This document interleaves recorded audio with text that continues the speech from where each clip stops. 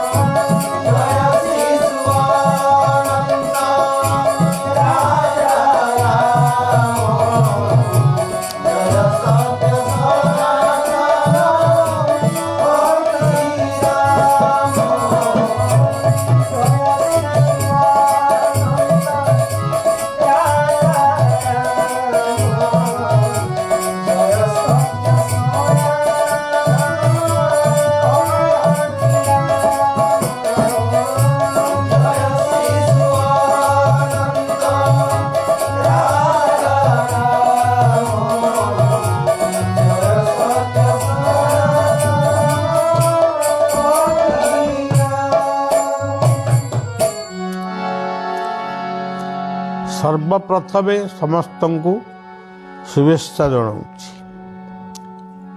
ଠାକୁର ଅଭିରାମ ଗୋଟିଏ ସୁନ୍ଦର କଥା କହିଲେ,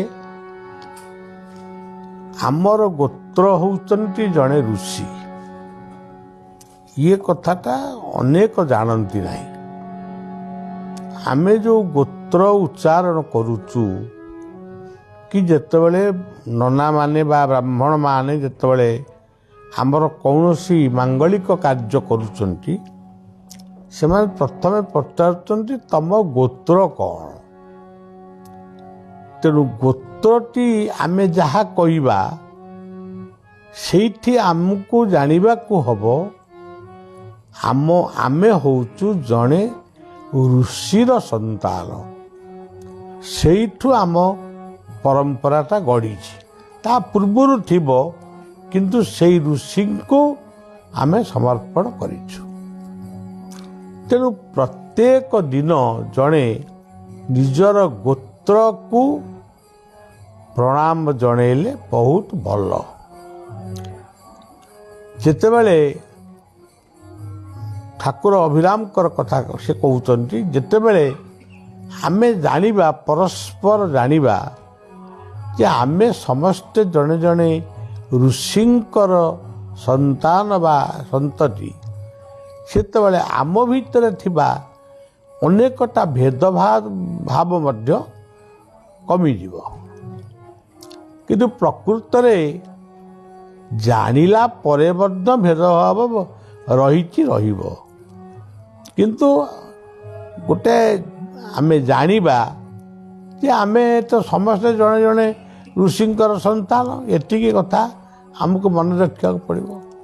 ବସୁଧୈବ କୁଟୁମ୍ବକମ୍, ଇଏ କଥା ଯଦି ଆମକୁ ଚିନ୍ତା କରିବାକୁ ପଡ଼ିବ, ହେଲେ ବସୁଧୈବ କୁଟୁମ୍ବକମ୍ କହିଲେ ସମଗ୍ର ପୃଥିବୀ ଆମେ ଗୋଟିଏ ପରିବାର। ଆମେ ସିନା ଗୋତ୍ରକୁ ମାନୁଛୁ, ମୁସଲମାନ ଭାଇମାନେ କ'ଣ ମାନୁଛନ୍ତି? ଇଂରେଜ ଭାଇମାନେ କ'ଣ ମାନୁଛନ୍ତି? ଖ୍ରୀଷ୍ଟିଆନ ଭାଇମାନେ କ'ଣ ମାନୁଛନ୍ତି? ତେଣୁ ଇଏ କଥା କେବେ ସମ୍ଭବ ହେବନି। କିନ୍ତୁ ହିନ୍ଦୁମାନଙ୍କର ମାନେ ହିନ୍ଦୁମାନଙ୍କର ଯେଉଁ ଦାୟାଦମାନେ ରହିଛନ୍ତି ସେମାନଙ୍କ ଭିତରେ ଗୋଟେ ଆନ୍ତରିକତା ଜନ୍ମ ନେବ। ଏଇ ଗତକାଲି କି ପରଦିନ ଆମର ଭାରତର ପ୍ରଧାନମନ୍ତ୍ରୀ ନରେନ୍ଦ୍ର ମୋଦି ସେ ଗାଈକୁ ମା ବୋଲି କହିଲେ। ତା ପାଇଁ ଗୋଟେ ରାଜନୀତି ବି ଆସିଲା। ଆମେ କାଲି ଟିଭିରେ ଦେଖୁଥିଲୁ। କାହିଁକି ଆସୁଛି ତା ଭଳିଆ କହିପାରିବନି। ସେ ଜଣେ ହିନ୍ଦୁ, ହିନ୍ଦୁସ୍ତାନର ପ୍ରଧାନମନ୍ତ୍ରୀ। ସିଏ ହିନ୍ଦୁର ଭାବନାକୁ ନେଇକି ସେ କହିଛନ୍ତି ଗାଈ ହେଉଛି ମା। ଆଚ୍ଛା, ପ୍ରକୃତରେ ଗାଈ କ'ଣ ମା ନୁହେଁ କି? ସେ ପ୍ରଧାନମନ୍ତ୍ରୀ କୁହନ୍ତୁ ନ କୁହନ୍ତୁ, ଆମେ କ'ଣ ଭାବିବା? ଗାଈକୁ କାହିଁକି ମା କୁହାଯାଏ? ଆମେ କ'ଣ କେବଳ ଗାଈର କ୍ଷୀର ହିନ୍ଦୁ କେବଳ ଖାଏ? ସମସ୍ତେ ଗାଈ କ୍ଷୀର ପିଅନ୍ତି। ପ୍ରଥମେ ଯେତେବେଳେ ଶିଶୁଟିଏ ଜନ୍ମ ହୁଏ ମାତୃସ୍ତନରୁ ସେ କ୍ଷୀର ଖାଏ। ତାପରେ କେଉଁ କ୍ଷୀର ଖାଏ? ଗାଈର କ୍ଷୀରକୁ ସେ ଖାଏ। ଆଜିକାଲି ଟ୍ରାକ୍ଟର ହେଇଗଲା, ହଳ ବୁଲିଲା, ଚାଷ ହେଲା। ଯେଉଁ ବଳଦମାନଙ୍କୁ ଆମେ ଆଜି ଅନାଦର କରିଛୁ ବା ଜନ୍ମ ହଉ ହଉ ବିକ୍ରି କରିଦେଉଛୁ, କିନ୍ତୁ ସେଇ ବଳଦମାନଙ୍କ ଦ୍ୱାରା ଚାଷ ହେଉଥିଲା, ଶଗଡ଼ ଗାଡ଼ି ଚାଲିଥିଲା। ଯେତେବେଳେ ଏତେ ଗାଡ଼ି ଘୋଡ଼ାର ବ୍ୟବସ୍ଥା ନଥିଲା, ଆମେ ବଳଦ ଗାଡ଼ିରେ ଯାଉଥିଲୁ। ଖାଲି ଗାଈ ବି ନୁହଁ, ମଇଁଷି ମଧ୍ୟ। ମଇଁଷିର କ୍ଷୀର ମଧ୍ୟ ସୁନ୍ଦର, ତାର ବି ଦହି, ତାର ବି ଛେନା।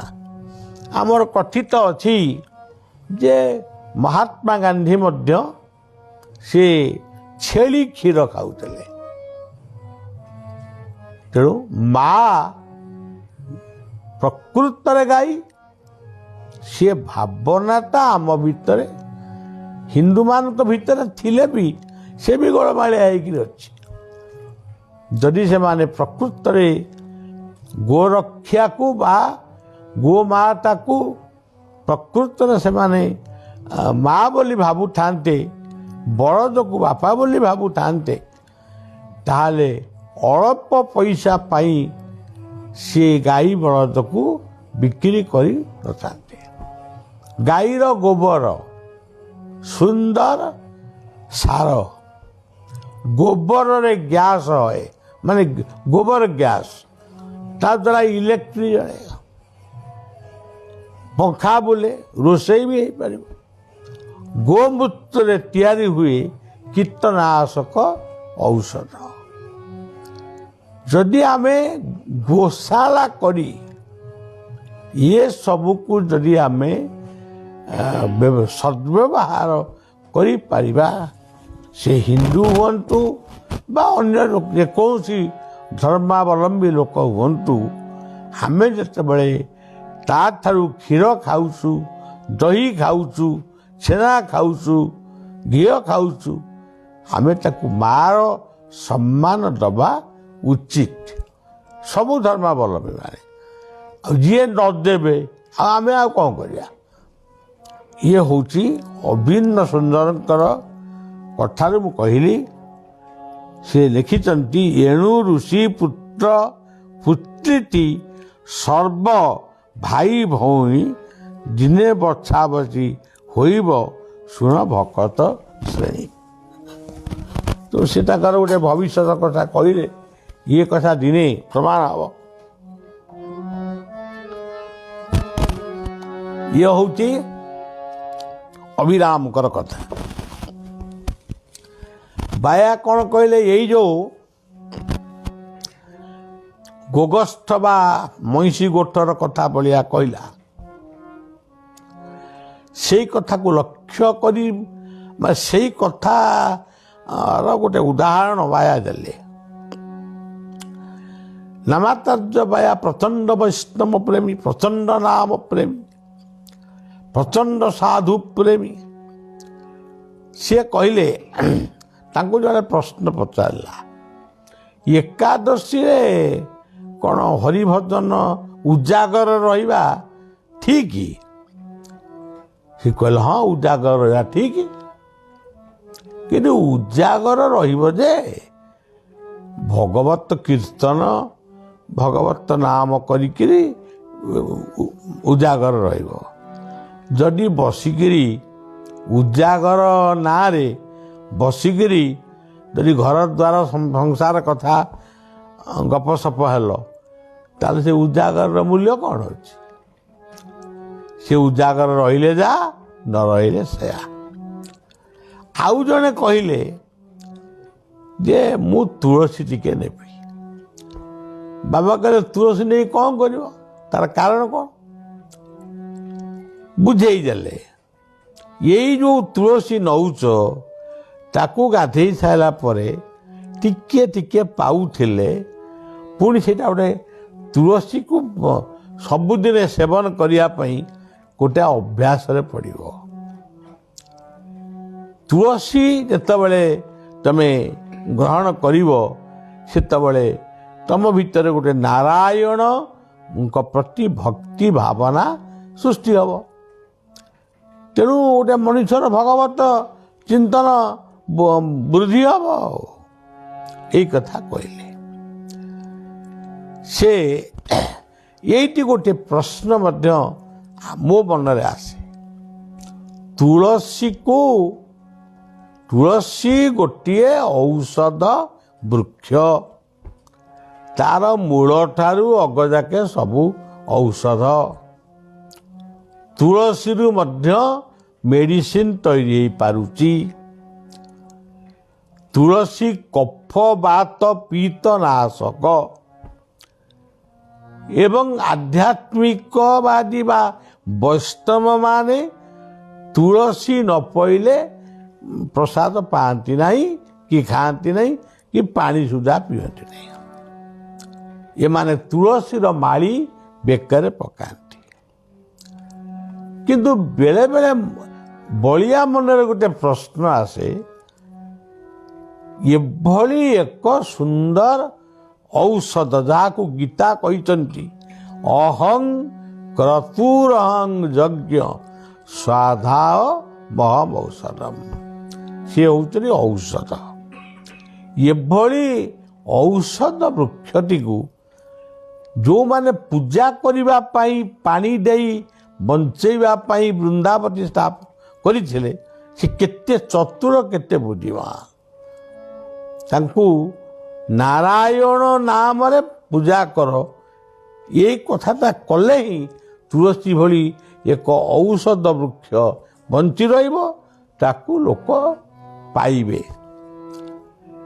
ସେଥିପାଇଁ ତୁଳସୀ ଗଛ ଆମ ଓଡ଼ିଶାରେ ସ୍ଥାନ ପାଇଛି।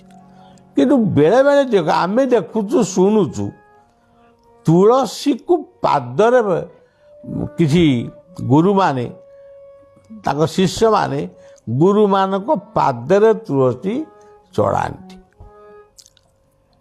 ସେ କାହିଁକି ଚଢ଼ାନ୍ତି? ତୁଳସୀକି ପାଦରେ ନ ଚଢ଼େଇ ହାତରେ ଧରିଲେ କ'ଣ ହବନି? ତାକୁ ପାଦରେ କାହିଁକି ଚଢ଼ାନ୍ତି? ତାର କାରଣଟା କ'ଣ? ସେ କଥାର ମୀମାଂସା ମୋ ପାଖରେ ନାହିଁ। ତୁଳସୀକି କାହିଁକି ଏତେ ହତା? ଯଦି ତୁଳସୀ ଆପଣମାନଙ୍କ ପାଦରେ ଚଢ଼ି ପାରୁଛି, ତାହେଲେ ବିଛୁଆତି ଯେଉଁଟା ଗଲୁ ହେଉଛି, ସେ ପତ୍ର ଚଢ଼େଇଲେ ତ ହଅନ୍ତା। ତାକୁ ତୁମେ ସମ୍ଭାଳି ପାରିବ ନାହିଁ, କୁଣ୍ଡେଇ କାଣ୍ଡେଇ ହେଇ ଉଠି ପଳେଇବ। ତେଣୁ ତୁମେ ତୁଳସୀକି ଚଢ଼ଉଛ। ଫୁଲଟିଏ ଦେଲ, ସେ ଅଲଗା କଥା, ଏତେ ଫୁଲ ବି ଦେବା କଥା ନୁହେଁ, ଏତେ ଫୁଲ ବି ଛିଣ୍ଡେଇବା କଥା ନୁହେଁ।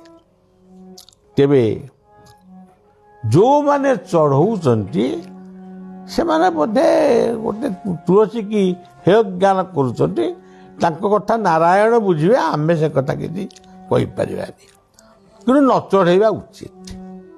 ବାୟା କହିଲେ ଜଣେ ଗୋସେଇ ଯେଉଁମାନେ କର୍ଣ୍ଣ ମନ୍ତ୍ର ଦିଅନ୍ତି,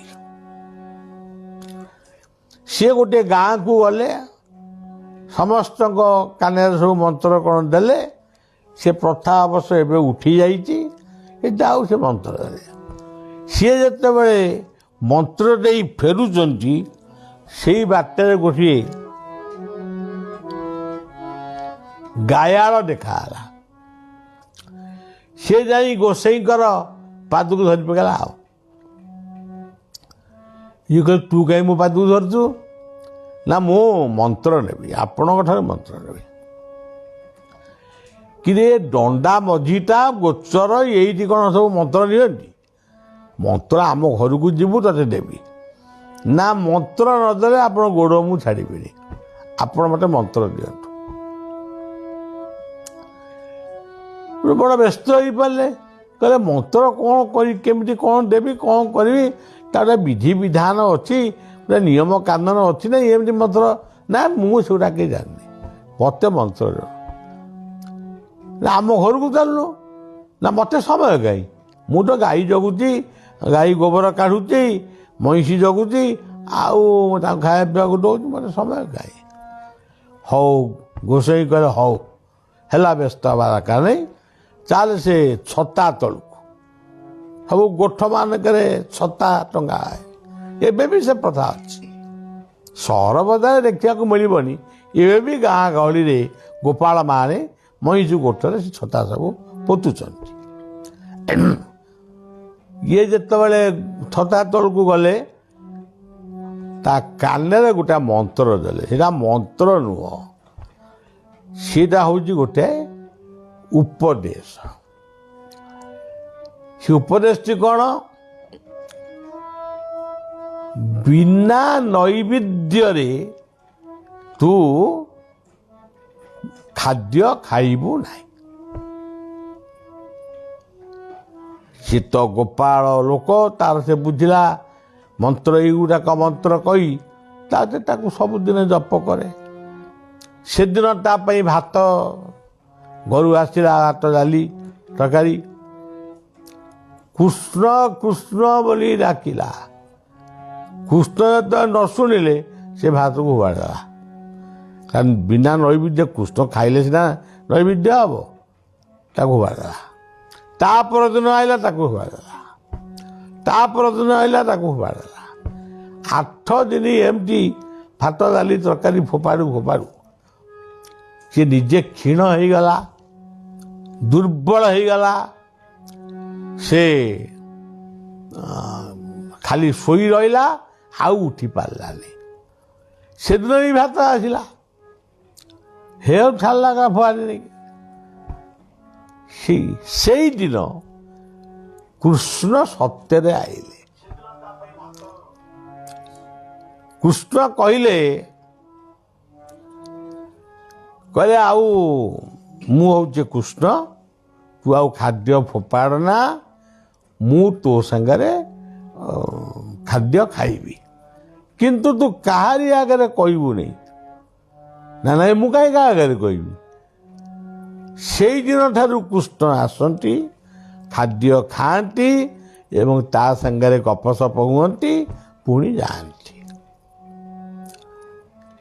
ଏଇ ଯେଉଁ ଭାବନାଟା ତା ଭିତରେ ସୃଷ୍ଟି ହେଲା, ଚାଲିଲା ସବୁବେଳ ପାଇଁ। ଗୁରୁ ଦିନେ ଆସି ପହଞ୍ଚିଲେ ଗୋସେଇ, କହିଲେ କ'ଣ ମନ୍ତ୍ର ଫନ୍ତ୍ର ଜପୁଛୁ? ନା ଆଜ୍ଞା, ହଁ। ଆଉ କ'ଣ କୃଷ୍ଣଙ୍କୁ ନୈବେଦ୍ୟ କରୁଛୁ? ନା ହଁ କରୁଛି, କିନ୍ତୁ ମୁଁ କହିବିନି, ମୋତେ ମନା କରୁଛନ୍ତି। କହିବୁନି, ଏତେ କଥା କହିଲୁଣୁ, ଆଉ ଏତିକି କଥା କହିବୁନି? ନା ମୋତେ ମନା କରୁଛନ୍ତି, ମୁଁ କହିବିନି। ତାପରେ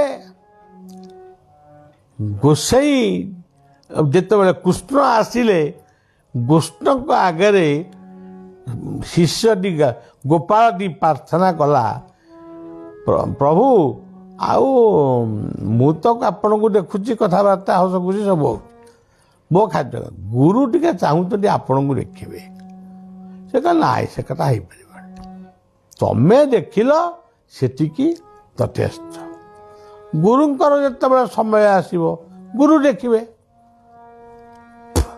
ତାର ଅର୍ଥ ନୁହେଁ ଯେ ଗୁରୁ ଛୋଟ ହେଇଗଲେ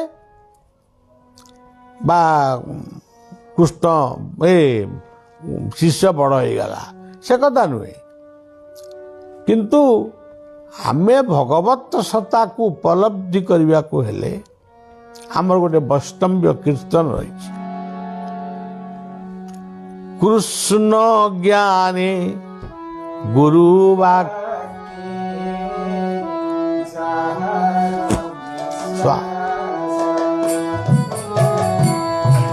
ଅବଶ୍ୟ ବ୍ରଜ ଭୂମେ কৃষ্ণ জ্ঞা গুরু বাক্যে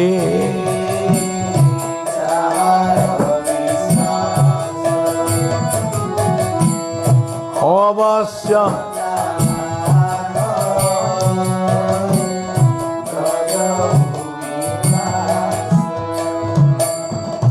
ବିଶ୍ୱାସ ଗୁରୁଙ୍କର କଥାରେ ଯାହାର ବିଶ୍ୱାସ ସେ କଥା ନିଶ୍ଚିତ ଭାବରେ ସଫଳ ହେବ ଏବଂ ସାଧନ ଭଜନ କୀର୍ତ୍ତନ ଇଏ ସବୁଗୁଡ଼ାକ ଆପେ ଆପେ ହେବ ଆମର ତ ମୂଳରୁ ବିଶ୍ୱାସ ନାହିଁ ଆମେ କରିବୁ କ'ଣ ଆମେ ବହୁତ ବ୍ରତ କରୁଛୁ ବହୁତ ଉପାସନା କରୁଛୁ ଯେତିକି ବ୍ରତ ଯେତିକି ଉପାସନା କରୁଛୁ ଉପାସ ରହିକି ଦେହକୁ ଖରାପ କରୁଛୁ କିନ୍ତୁ ସବୁ କରୁଛୁ କଳି କଜିଆ ମାଡ଼ଗୋଳ ବି ସେତିକି କରୁଛୁ ହିଂସାବାଦ କପଟ ଲମ୍ପଟ ଏଗୁଡ଼ାକ ବି ସେତିକି କରୁଛୁ ଆଉ ବ୍ରତ ଉପାସନାର ମୂଲ୍ୟ କ'ଣ ଅଛି ଗୋଟେ ଲୋକ ଜନ୍ମାଷ୍ଟମୀ କରୁଛି ରାମନବମୀ କରୁଛି କେତେ କ'ଣ ବ୍ରତ ଖାଲି କରିକିରି ଉପାସ ରହି ଦିନ ଦିନ ଉପାସ ରହୁଛି କିନ୍ତୁ ପେଟରେ ପେଟେ ହିଂସା ପାଟିରେ ଅସଭ୍ୟ ଅକଥା ଇଏ କ'ଣ ସବୁ କଥା ଇଏ କ'ଣ ଗୋଟେ ବ୍ରତ ତେଣୁ ଭଗବତ କୃପା ପାଇବାଟା କ'ଣ ଏତେ ସହଜ ହଁ ସହଜ ହେଇପାରେ ଯଦି ସେଇ ଯେଉଁ କଥା କୃଷ୍ଣ ଜ୍ଞାନେ ଯାହା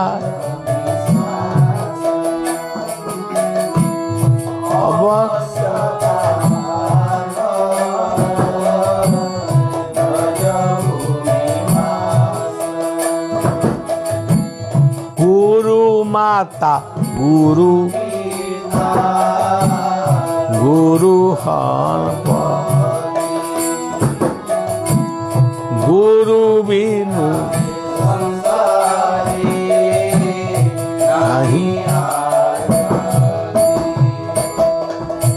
କେତେ ସୁନ୍ଦର କଥା ସବୁ ଲେଖା ହେଇଛି ମୋ ଜୀବନର ଗୋଟିଏ ଅନୁଭୂତି ମୁଁ ଆପଣଙ୍କୁ କହୁଛି ମୁଁ ସଦ୍ଗୁରୁଙ୍କ କଥା କହୁନି ମୋର ସଦ୍ଗୁରୁଙ୍କ କଥା ଯଦି କହିବି ସେ ରାତି ପାହିଯିବ ଗୁରୁ ଗୀତା ଜଗନ୍ନାଥ ଇଏ ତିନୋଟି କଥା ମୋର ଇଷ୍ଟ ଇଏ ତିନି ଚାରୋଟି କଥା ମୋ ପାଇଁ ସବୁବେଳେ ଅମୀମାଂସିତ ମୋର ଜନ୍ମଦାତ୍ରୀ ମା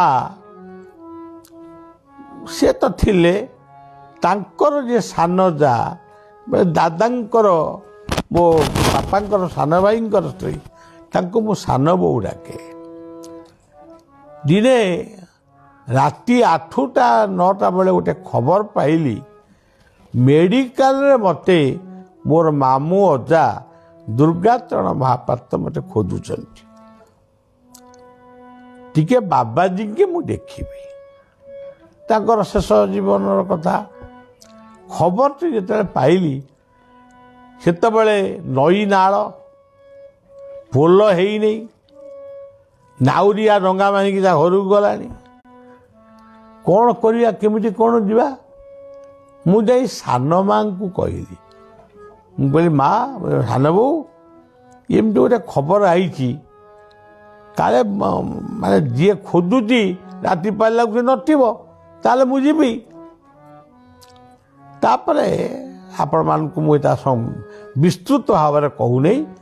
ସାନ ବୋଉ କହିଲେ, ମୋତେ କାହିଁ ପଚାରୁଛ? ମୁଁ କହିଲି ତମେ ମା, ତମେ ମୋର ମା, ତମେ ହଁ କହିଲେ ମୁଁ ଯିବି। ମୋର ବିଶ୍ୱାସ ଅଛି ମୋ ଗୁରୁଦେବ ବା ମୋ ଗୁରୁଜନ ଯଦି ମୋତେ ହସି ହସି ବିଦାୟ ଦେବେ, ମୁଁ ନିଶ୍ଚୟ ସଫଳ ହେବି।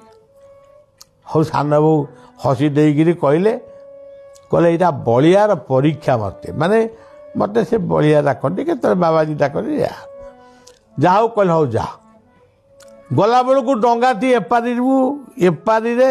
ଏପାରିରୁ ସେପାରିକି ଯାଉଛି, ଗୋଟେ ଭଡ଼ା ନେଇ ମୁଁ ପହଞ୍ଚିଗଲି। ଆଉ ହେ ର ବଳିଆ ଯିବ, ଗଲି ସେପାରିକି। ଆଉ ଗୋଟେ ନଈ ପଇଲା, ସେଇ ଅବସ୍ଥା, ଏପାରିରୁ ସେପାରିକି ନାଉରିଆ ଯାଉଛି ଡଙ୍ଗା ନେଇକି। ମୁଁ ବାବା ବଳିଆ ଯିବ, ସେ ବି ଗାଡ଼ି ଅଟକେଇଲେ। ବଳିଆକୁ ସମସ୍ତେ ଭଲ ପାଆନ୍ତି। ତୀର୍ତ୍ତୋଲ ପାଖରେ ପହଞ୍ଚିଲି, ଲାଷ୍ଟ ବସ୍ ନାହିଁ କି ଆଉ ଆଜିକାଲି ଭଳି ଅତ୍ୟାଧୁନିକ ଗାଡ଼ି ବାହାରିନି, ରାସ୍ତା ସୁନସାନ୍। ଇଏ ପରୀକ୍ଷାରୁ ଉତ୍ତୀର୍ଣ୍ଣ ହେଲି, ଦେଖିବି ମୋ ଗୁରୁଜନଙ୍କର ଆଶୀର୍ବାଦଟା କେମିତି। ଗୋଟିଏ ଟ୍ରକ୍ ଆଇଲା, ତା ଦେହରେ ସବୁ ଯାକ ମଦ ପିଇକିରି ବହିଛନ୍ତି।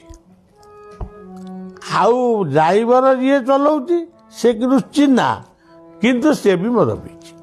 ତା ନାଁ ହେଉଛି ଘନ ବାବୁ।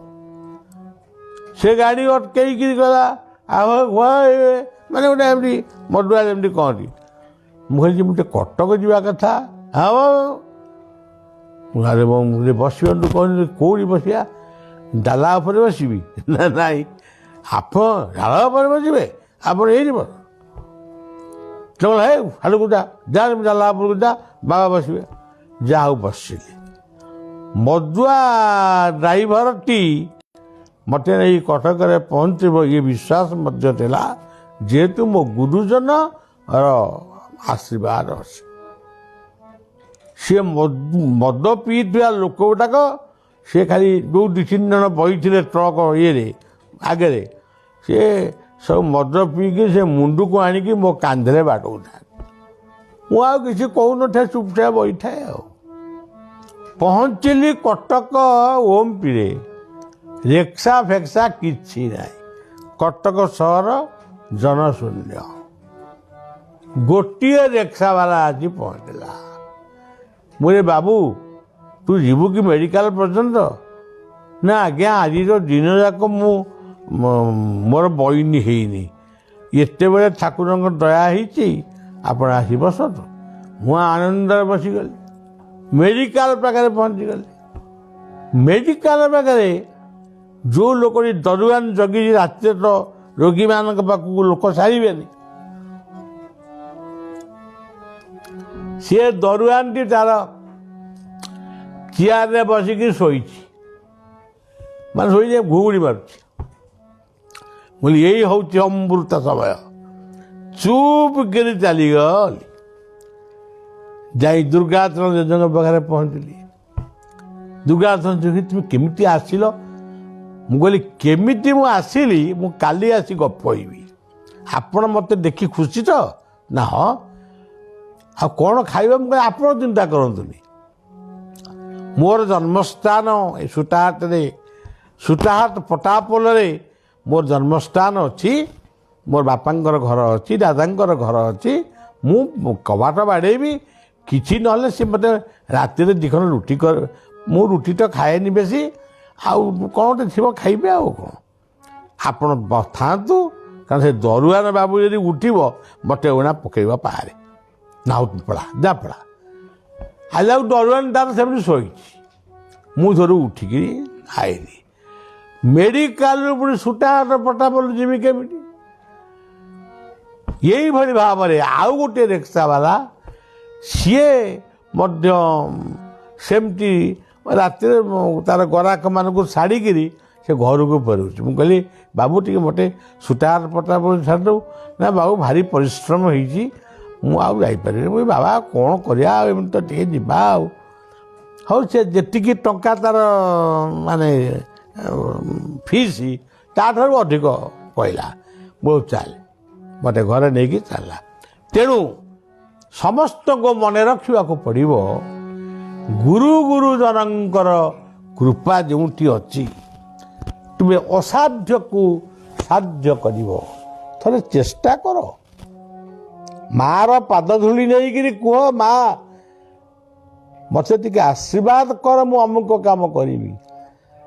ସେଇ ପାଟିରୁ ଯେଉଁ ଆଶୀର୍ବାଦ ଧରିବ, ହେ ମା ହଉ, ବାପା ହଉ, ବଡ଼ ଭାଇ ହୁଅନ୍ତୁ, ବଡ଼ ହେଲେ ପଚାରି, ବଡ଼ ଭାଇ, ବାପା ମା, ଅଜା ଆଈ, ଜେଜେମା, ସାନ ହେଲେ ବି, ବଡ଼ ହେଲେ ବିଚାରି, ସାନ ହେଲେ ପଚାରି, ସାନମାନଙ୍କୁ ଟିକେ ପଚାର, ବାବା ମୁଁ ଏଇ କାମଟା କରିବି। ସିଏ ଆଶୀର୍ବାଦ ନେବେନି, କିନ୍ତୁ ଶୁଭେଚ୍ଛା ତ ନେବେ। ସେଇଭଳି ଭାବରେ ସଦ୍ଗୁରୁଙ୍କ କଥା, ସେ ତ ଆଉ ଏକ ମହାନ କଥା। ତେଣୁ ଆମେ ସଦ୍ଗୁରୁଙ୍କ ପାଖରେ ପହଞ୍ଚିବା ପୂର୍ବରୁ ଆମ ପାଖରେ କେତେ ଗୁଡ଼ିଏ ସବଷ୍ଟେସନ ଅଛି। ସେ ସବଷ୍ଟେସନର ଜଣେ ଜଣେ ମ୍ୟାନେଜର ଅଛନ୍ତି, ତାଙ୍କ ସହିତ ଆମକୁ ସମ୍ବନ୍ଧ ବାନ୍ଧିବାକୁ ପଡ଼ିବ। ତେଣୁ ବୈକୁଣ୍ଠ କହିଲେ, ଶୁଣିଛୁ କି ଗୋ କାହିଁ, କିଏ ଶିଶୁ କ୍ଷୀର ଖାଇ, ମାଏ ଦେଇଛି ଯାତନା। ଏମିତିଆ କଥା କିଏ ଶୁଣିଛ? ମା ଠାରୁ କ୍ଷୀର ଖାଇକିରି ପୁଅ ତାକୁ ମାନେ କଷ୍ଟ ଦେଇଛି। କେବଳ ଏକା ସେଇ ବାଳକ କାଳେ ସହି। କିଏ ସେ ଏକା? ଏଇ କୃଷ୍ଣ। ସ୍ତନପାନେ ପ୍ରାଣ ନାସିଛି ପୁତନା। ପୁତନାର ପ୍ରାଣକୁ ମାନେ କ୍ଷୀର ଖାଉ ଖାଉ ନାଶ କଲା। ତେଣୁ ଇଏ ହେଉଛି ବୈକୁଣ୍ଠଙ୍କର କଥା। ମଧୁ କହିଲେ, ମିଥ୍ୟା ହିଂସା ଅହଙ୍କାର ମନରୁ କରିବା ଦୂର, ମୈତ୍ରୀ ସାମ୍ୟ ଗୁଣଧର ଦେବେ ସେ ଦେଖା। ପ୍ରକୃତ କଥା। ଆଉ ଏଗୁଡ଼ା ମିଥ୍ୟା ହିଂସା ଅହଙ୍କାର ଏଗୁଡ଼ା ଯଦି ପେଟରେ ରହିବ, ଯେଉଁ କଥା ଆମେ କହୁଥିଲେ, ଆଉ ଆରେ ବ୍ରତ କରୁଛୁ, ଉପାସନା କରୁଛୁ, କିନ୍ତୁ ସୁଦୁ ମିଛୁଆ, ସୁଜୁ ନାଟୁଆ, ସୁଜୁ ଲମ୍ପଟିଆ, ତା ଦ୍ୱାରା କ'ଣ ହେବ? ଗୋଟେ ଲୋକ କହିଲା ଆଜ୍ଞା ମୁଁ ରାମଚରିତ୍ର ମାନସ 9 ଦିନ କରେ। ମୁଁ ଦେଖନ୍ତୁ ଭଲ କଥା, ମୁଁ ବଳିଆକୁ ଡାକିଥାନ୍ତି ଅତିଥି କରି କଟକ ସହରରେ। ମୁଁ କହିଲି ଭଲ କଥା, ବହୁତ ବଢ଼ିଆ କଥା। ନା ଆଜ୍ଞା, ଇଏ 9 ଦିନ ମୁଁ କିପରି ରହେ ମୁଁ ବର୍ଣ୍ଣନା କରିପାରିବି। କିପରି କ'ଣ ରହନ୍ତି? ନା ମୁଁ ଟିକେ ଆଇଁଷିଆ ଲୋକ, ଆଇଁଷ ଖାଏ ନାହିଁ, ଟିକେ ମଦ୍ୟ ଖାଏ, ତାକୁ ବି ଖାଏ ନାହିଁ, ସିଗାରେଟ ଟାଣେ, ତାକୁ ବି ଟାଣେ ନା, ଏଭଳିକି ପାନ ଖଣ୍ଡେ ଖଣ୍ଡେ ଟିକେ ଖାଏ। ମୁଁ ନିଷ୍ଠାରେ ରହିକି 9 ଦିନ ପାଳନ କରେ।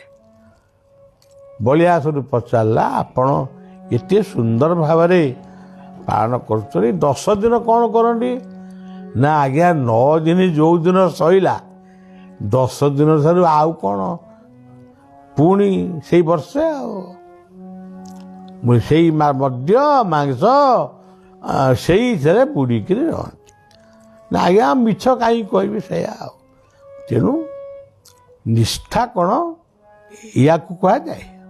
ହଉ, କଥାଟି ଏଠି ରଖିବା, ସମସ୍ତଙ୍କୁ ଶୁଭେଚ୍ଛା ଜଣାଇବା। ଏବଂ 27 ତାରିଖ ତ, 27 ତାରିଖରେ ଆମର ଏଠି ଗୋଟିଏ ବୈଷ୍ଣବମାନଙ୍କୁ, ଜଣେ ବୈଷ୍ଣବଙ୍କ ଦେହତ୍ୟାଗରେ ଗୋଟିଏ ମହୋତ୍ସବ କରୁଛୁ। ଆପଣମାନଙ୍କର ଯାହାର ସଦା ହେବ ଆସିବେ, ଦିନ ବେଳା, ରାତିରେ ନାହିଁ। ଏତିକି କହି କଥାକୁ ରଖୁ।